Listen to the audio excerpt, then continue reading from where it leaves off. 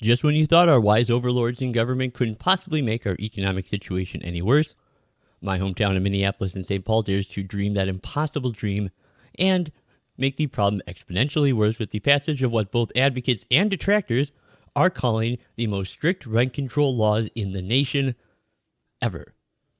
So today on Legalese, we have our latest installment of a segment that I do called Ignorance of the Law, and today we will be looking at the ignorance of rent control.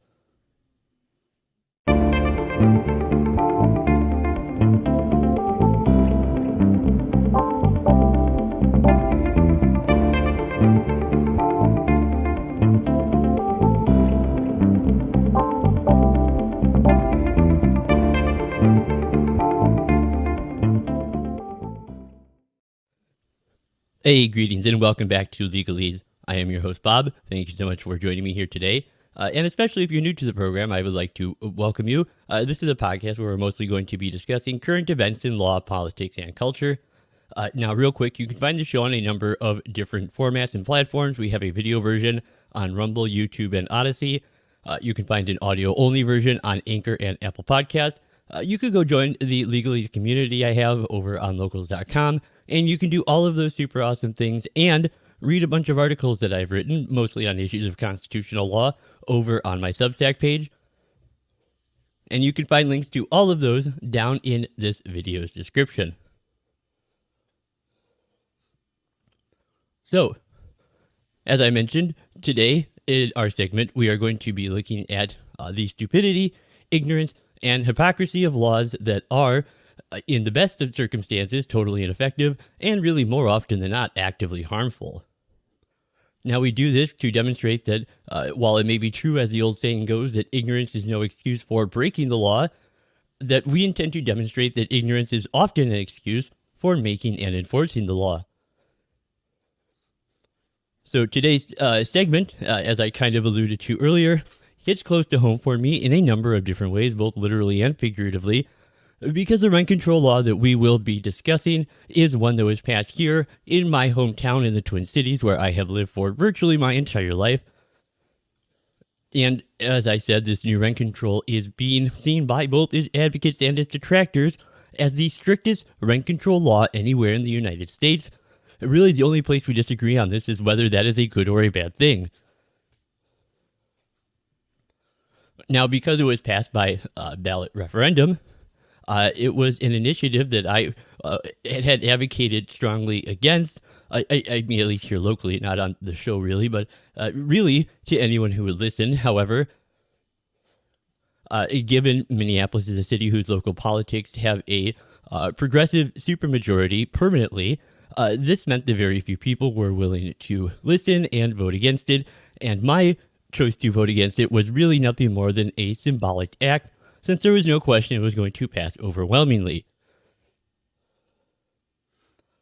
However, the reason I want to talk about it here today is because, well, first of all, really all it took to predict how badly wrong this was going to go was a cursory understanding of free market economics and inability to do a comparative analysis of past rent control laws and their effects and consequences. Now, what's interesting is how fast we are seeing the results from this, because the law has not even, in Minneapolis at least, gone into effect yet, and we are already seeing many of the effects that many of us emphatically insisted were what would make this rent control law a terrible idea that would help the rich and hurt the poor. Those are already coming to pass. Now, before we get to talking about the particular rent control initiative that I'm speaking of here in the Twin Cities, I wanted to take a little bit of time and look at the kind of arguments that usually precede these calls for rent control. And recently, John Oliver spent the bulk of his show making just such an argument. And he proved that high housing costs are no laughing matter, quite literally, because he devoted over 20 minutes of his show to this problem during a segment of his HBO show Last Week Tonight. And I have been told that John Oliver is a comedian, so I can only chalk up the fact that at no point did his show seem to say anything remotely funny to the serious nature of the issue of rising rents and the attendant problems of housing unaffordability and instability that those can cause. Yeah, rent is skyrocketing, and that is the last thing that you want to hear is on the rise, along with COVID cases, murder rates, and Henry Kissinger's life expectancy. The bitch just won't quit, will he? The median monthly asking rent in the US surpassed $2,000 for the first time last month. That is up 15% since the same time last year, well above the rate of inflation. And it's up over 30% in cities like Cincinnati, Seattle, and Nashville, and nearly 50% in Austin. You or someone you know may well be struggling to find a place right now, or are being priced out of where you currently live by your landlord. But the fact is... Now, rising rents are a very real phenomenon. However, they are driven by a mismatch in many cities between the number of homes that are being built and the number of people who would like to live in them. And you also need to consider that the wedge between supply and demand is mostly created by a city's elaborate zoning codes, price regulations, and permitting process that all combine to reduce housing availability and raise price. It really should be no surprise that rents are high when a majority of land in major cities is now effectively off limits to new development. It often takes years to approve whatever new housing is allowed, if it is allowed, and some of those units always have to be given away at below market rates. Now, the details of these restrictions are something of a wonky topic for sure. And I mean, one only expects so much depth or insight from a comedian giving an explanation of this all. But even allowing for that handicap, Oliver's treatment of the housing supply issue proves to be superficial, brief, and very confused. So he either misunderstands or fails to explore any of the things I just mentioned, the link between government regulation, housing supply, and housing market outcomes. And his perfunctory explanation of it serves really only as a brief prelude to his real attack on who he considers the real villains of the story, and that is the greedy private landlords who are raising rents and evicting tenants because apparently every landlord all just got really, out of control, greedy at the very same time for no particular reason. Now, furthermore, the solutions he puts forward have little to do with eliminating the actual needless and harmful regulatory barriers to new supply, and he instead calls for acts that will only make the problem worse by legally constraining landlords' ability to raise rents and evict tenants and declaring housing a federally funded government-provided right. Now, Oliver starts off his segment well enough, I suppose. Combat that. And let's start with understanding our current housing supply. You'll often hear that high rents are a supply and demand issue. Basically, too many renters, not enough units. And that is partially true, because there are currently not nearly enough affordable units in the US, which is a little... However, things go downhill pretty fast as Oliver adds that the supply narrative is, as he puts it, quote, a little weird because you probably see new buildings cropping up all the time, end quote. So apartments are being built, but the problem is, thanks in part to local NIMBY opposition to more affordable multi-family housing, it's mainly been at the high end. In fact, in the last 3 decades, the national stock of rental units available actually grew by more than 13 million, but crucially, the number of units at the lowest end of the market fell by nearly 4 million. That might be why, if you've ever tried to search for affordable apartments in your area, Google just says, nope. And this serious lack of new affordable housing has enabled landlords to charge higher rents for the units that... Now, that statement that I just played demonstrates a very common and easy to make, but very serious misunderstanding of how housing markets actually work. You see, a lack of affordable housing doesn't enable landlords to charge higher rents on existing units. Rather, a lack of housing per se allows landlords to charge higher rates for the units that exist, which make them unaffordable. Now, the corollary is that building new housing, even high-end housing, improves affordability for everyone by absorbing the demand of high-income renters who are no longer bidding up the cost of the older and naturally cheaper housing units. There is a growing body of empirical research that shows this is a fact and not just some sort of free market ideal. And I will have links to a number of different studies which I am speaking to when I talk about this body of research. And you will find links to those all down in the video description. I encourage you to go check them out and give them a read. They are very, very good. So anyways, now Oliver instead just chooses to heap all of the blame on the greed and avarice of landlords who he will say are unscrupulously raising prices because a lack of capital A affordable housing where low rents are subsidized by the government or mandated through rent control. And it's this misidentified starting point that leads him to support a lot of very counterproductive solutions. Evidence of those solutions' failure is treated as a need for more intervention still. So to fix the problem, he is calling for more of the thing that caused the problem. So if you are wondering why your rent is going up, it may well be because your landlord sees the current affordable housing crisis as a chance to reset market rates. And in a lot of the country, there are very few legal constraints to stop them doing that. You may have heard of rent control, which strictly limits how much a landlord can charge you, but vanishingly few people have access to that anymore. More commonly, there's rent stabilisation, which in theory means that on certain older properties, landlords can only raise the rent by a certain percentage per year. But only 2 states and DC require it, and more than 30 states have actually passed laws banning it. And now, here where Oliver argues that we need rent stabilization, which, again, is a form of rent control that caps price increases at a certain percentage per year in order to improve affordability. Now, Oliver's statement here is incredibly misleading when he says that only 2 states, California, Oregon, and then additionally DC, mandate rent stabilization. Is actually a common policy in America's most expensive cities.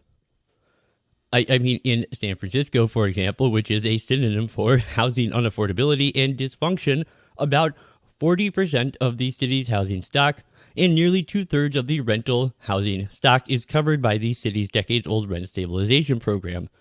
Likewise, in New York City, another epicenter of the country's housing affordability crisis, close to half of the city's 2.1 million rental housing units are rent stabilized.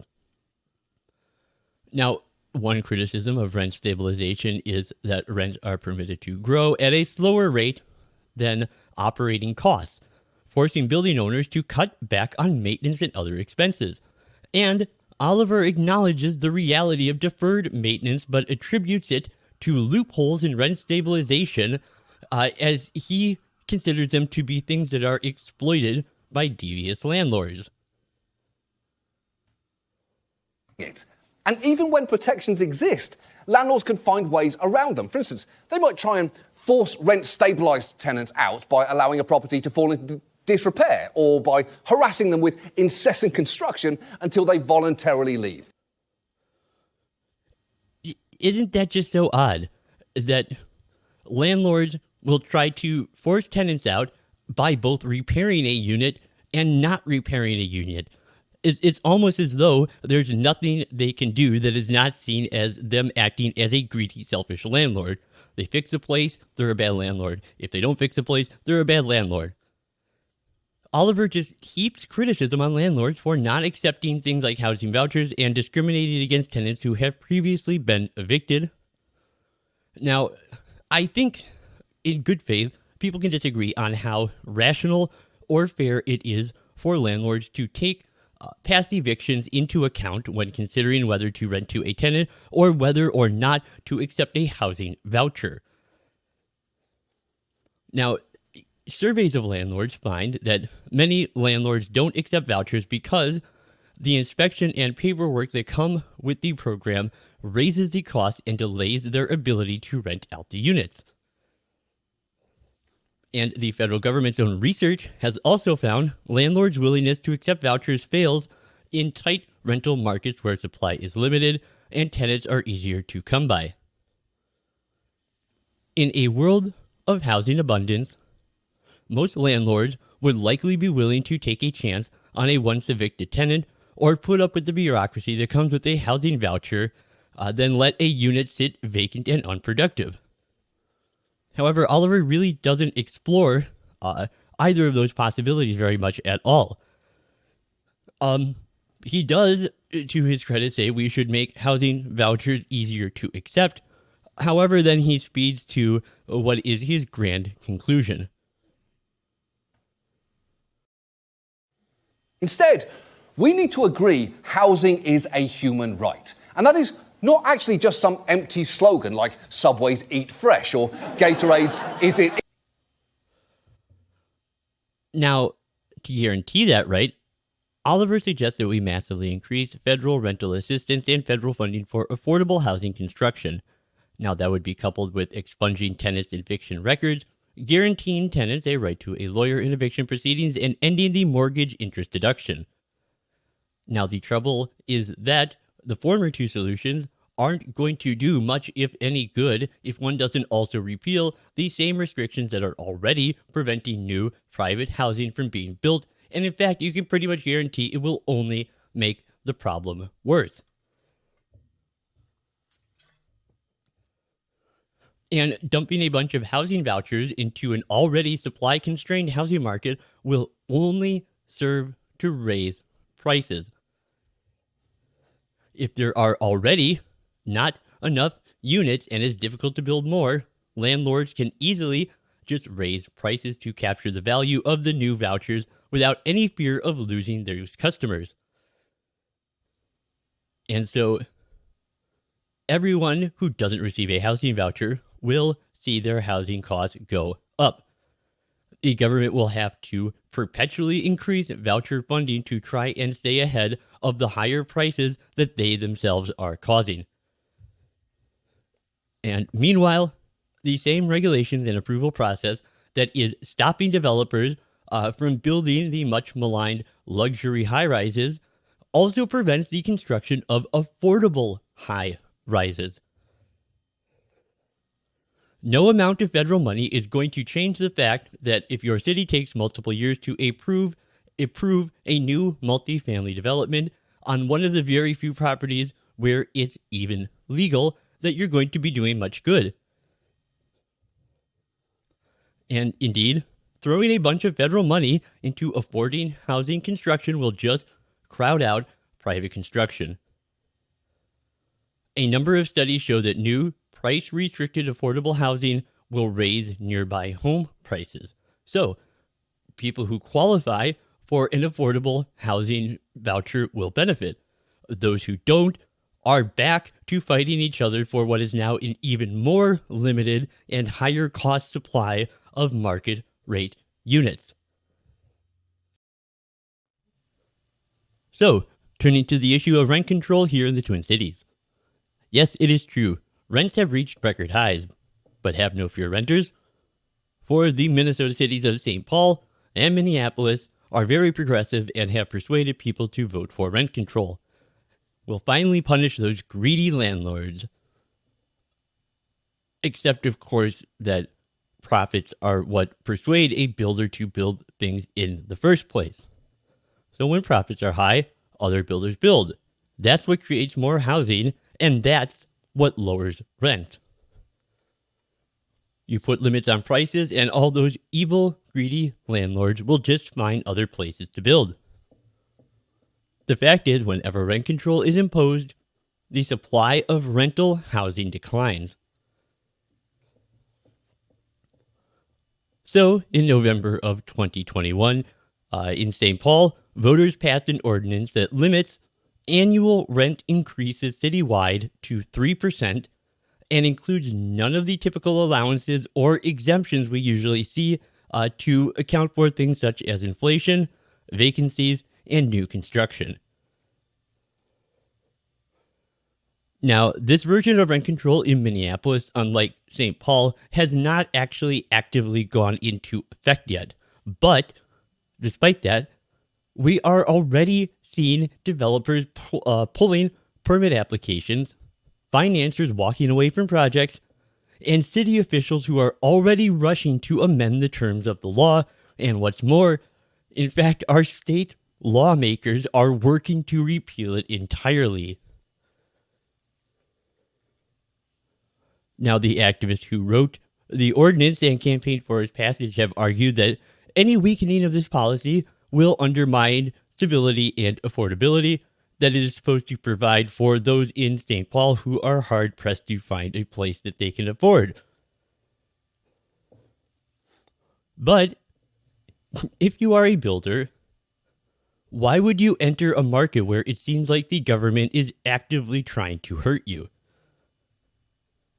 And that the Minneapolis version of this law has not yet gone into effect likely explains why building permits rose 65% in Minneapolis last winter, while in St. Paul they fell 61%. Now, those very, very similar numbers correlate for a very good reason.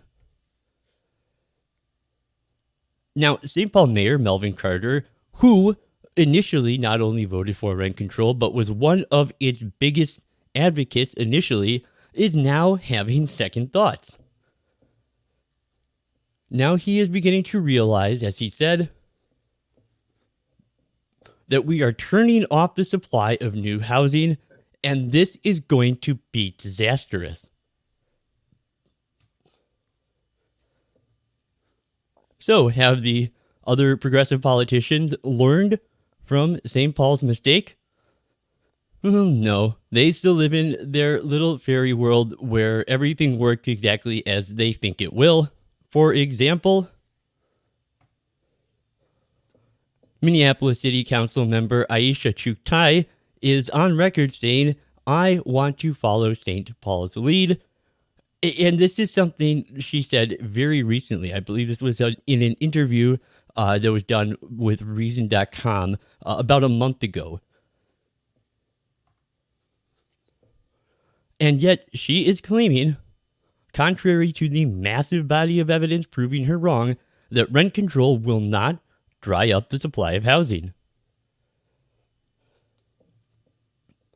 Now, we already see the effects of the yet unenforced Minneapolis law tanking property values and showering most of its benefits on already well-off tenants.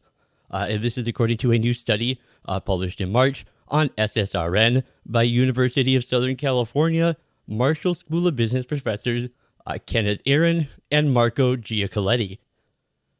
They contend that the poorest tenants will see relatively few benefits from the new law, and instead, the two argue that the pattern of falling property values in St. Paul after the passage of rent control shows that better off renters will reap the biggest gains from the law. Now, in this study, the authors chart home sale prices between January of 2018 and January of 2022 in St. Paul and the surrounding 5 counties. They find that the introduction of rent control caused a 6 to 7% decline in real estate values in St. Paul and up to a 13% decline in property values for rental properties, specifically compared to neighboring jurisdictions.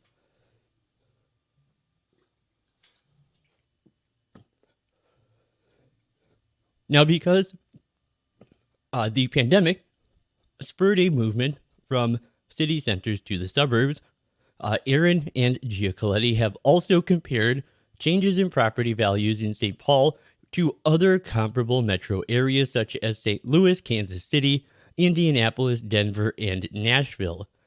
And they still find a rent control induced fall in property values of around 6 to 8% in St. Paul. Now, rent control proponents tend to look at these results and say it's actually evidence of their policy working. Because the purpose of the policy, after all, is to preserve affordable housing, and rent control wouldn't be causing property values to fall unless it was also constraining future rent increases. Now, while the standard anti-rent control counter-argument to this point would be that those reduced property values also discourage developers from building new housing and encourage landlords to sell off existing units to owner-occupiers, incumbent tenants get lower rents, but newcomers to the city have a harder time finding housing, period. And even those lower rents come at the expense of less well-maintained units. However, Aaron and Giacoletti actually don't spend much time on these issues of the housing supply and quality in their study. Their paper finds a small but statistically significant drop-off in new housing permits after the passage of rent control in St. Paul. Instead, they focus on which tenants actually reap the most benefits from constrained rent increases. And to do this, they separate census blocks in St. Paul into 4 categories based on whether the median income of owners and renters were higher or lower than the city's median income.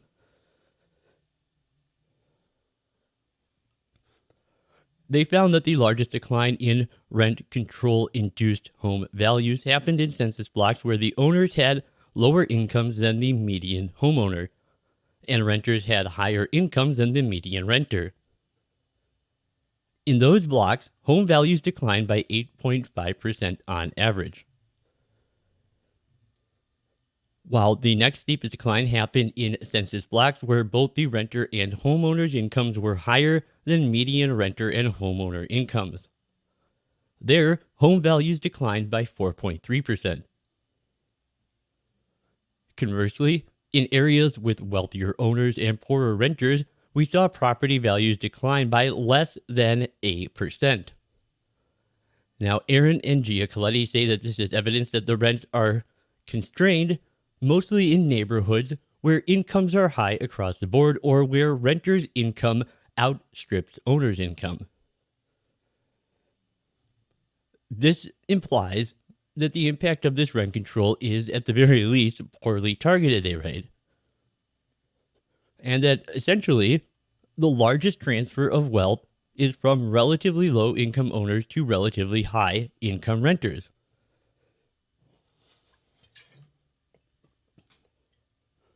Now, this is an early study of a policy whose details are still being hammered out, so the paper's findings aren't hardly definite, but the results do match the results that we see with other similar rent control policies that have been enacted across the country. So, in a comprehensive 2019 analysis of rent stabilization in New York City that was done by the Wall Street Journal, they similarly found that well-off tenants were receiving the biggest discounts on rent. That same year, the New York legislature amended rent stabilization to make it harder for landlords to raise rents. The result, just like in St. Paul, was a steep fall in the value for rent-regulated properties. So, we will see how this goes when Minneapolis follows St. Paul's lead to limit residential rent increases to 3% a year, even, as I said before, if there is a change in occupancy.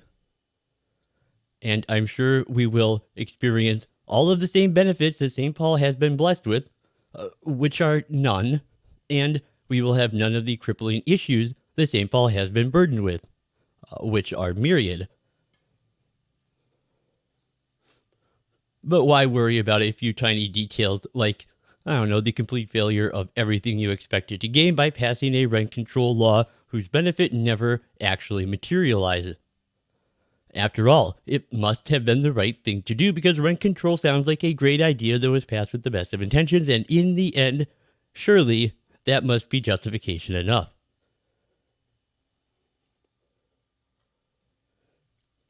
even if the initiatives did not account for inflation, and applied the initiative to new construction, discouraging housing construction and investment.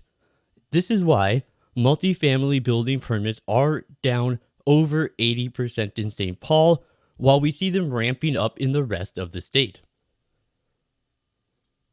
But of course, progressives, Democrats, and socialists, and when I say socialists, I am not trying to use it in the derogatory conservative sense where I just mean any politician or program I don't like. I mean, this woman, Aisha Shutai, who we just talked about a second ago, self-identifies as a socialist, as do several other members of the Minneapolis City Council. So I mean it very literally. Anyways, I digress.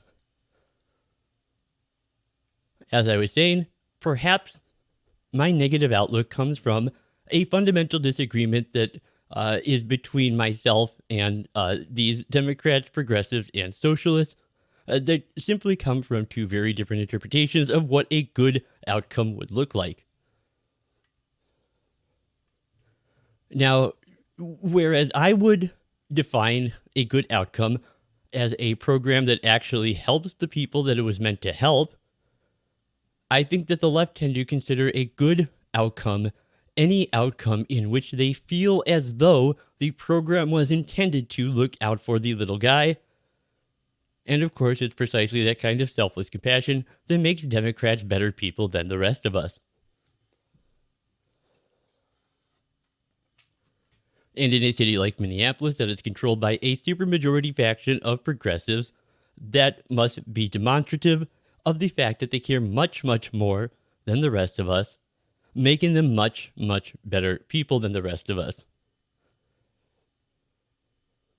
But in the end, I think this explains why the late economist Walter Williams said, short of aerial bombardment, the best way to destroy a city is through rent controls.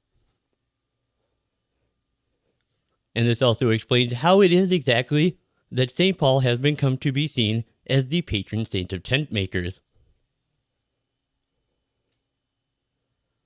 All right. Well, anyways, that's really all I got for you guys today. Thank you so much for joining me for this discussion of how rent control laws prove that ignorance of the law may be no excuse for breaking the law, but it is an excuse for making and enforcing the law. Now, is there a stupid, counterproductive, or hypocritical law that you can think of that you would like to see me cover on a future installment of Ignorance of the Law? If so, let me know by leaving a comment or send an email to the show to legalese@gmx.us.